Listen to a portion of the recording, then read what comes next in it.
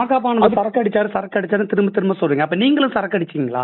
Sir நான் உங்ககிட்ட சொல்லிட்டேன், அவரு அண்டாக்கா கசம் ஷோல தண்ணி அடிச்சிட்டு இருந்தாரு. நான் பக்கத்து ரூம்ல இருந்தேன், பார்க்க போனப்ப ஆக்சுவலா அந்த மாதிரி டைம்ல வேற யாரையும் விட மாட்டாங்க. உங்களுக்கு எங்க ரத்த காயம் வந்துச்சு சார்? அவர் அடிச்சதுல உங்களுக்கு ரத்த காயம் எங்க வந்துச்சு? எங்க?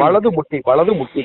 அத நான் வீடியோவோட பிரஸ் மீட்ல அன்னைக்கே கொடுத்துட்டேன் சார். இதுல என்ன சார் சந்தேகம்? பொதுவா போதையில இருக்கிறவங்க தலையில தானே சார் ராட் எடுத்து அடிப்பாங்க. கீழே பார்த்து சுட்டது மாதிரி கால்ல அடிச்சிருக்காங்க. முட்டிக்கு கீழே எரியணும்லாம் எரியல, மேல எரியணும்னு எரிஞ்சிருக்காங்க. அது பட்டது அந்த இடத்துல பட்டிருக்கு. ஹாஸ்பிடல் ட்ரீட்மெண்ட் பாத்தீங்களா? இல்ல சார், நான் வந்து காவல் நிலையத்துல நீதிக்காக நின்று என்ன தவிர செல்லாதே சார். நீங்க கேஸ் கொடுத்தா சொல்லவா என் பிரஸ் மீட்ட முதல் நாளா என்ன சொல்லியிருக்கேன் பாருங்க. நான் வைக்கிற டிமாண்டு மாகாப்பா காவல் நிலையத்துல வந்து மன்னிப்பு கேட்கணும், புரியுதுங்களா? அவரை வந்து எஃப்ஐஆர் போகணுன்றது என்னோட எய்ம் கிடையாது, அவரை தண்டிக்கணும்ன்றது எய்ம் கிடையாது. வா வந்து நீ போலீஸ் ஸ்டேஷன்ல மன்னிப்பு கேளுன்னு நான் கடைசி முடியுட்டேன். அப்படி பண்றதா இருந்தாலும் நான் உடனே ட்ரீட்மெண்ட் போட்டு மெடிக்கல் எனக்கு அது தெரியாம கிடையாது சார். பட் எனக்கு அது விருப்பம் இல்லை. அவர் மன்னிப்பு கேட்டால் அதை விட்டுரும் சொன்னேன். அதே மீனாட்சி தாய் மேல சத்தியமா சொல்றேன் சார், டிவிலேயே சொன்னேன் சார், இவர் மாகாப்பா வந்து மன்னிப்பு கேட்டால் அந்த பிரச்சனையை நான் விட்டுறேன், அவர் கேட்க மாட்டாருன்னாங்க. அதுக்கப்புறம் தான் அந்த பிரச்சனை இவ்வளவுதான் பெருசாச்சு. ஓகேங்களா? அட்லீஸ்ட் ஒரு சாரி சொல்றதுல மாகாப்பா ஒரு சாதாரண ஆங்கர் தானே சார்.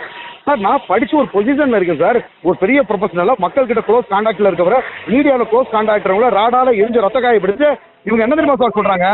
தனிப்பட்ட முறையில நீங்க வெளியில வாங்க. அவங்க என்ன தெரியுமா சார் சொல்றாங்க?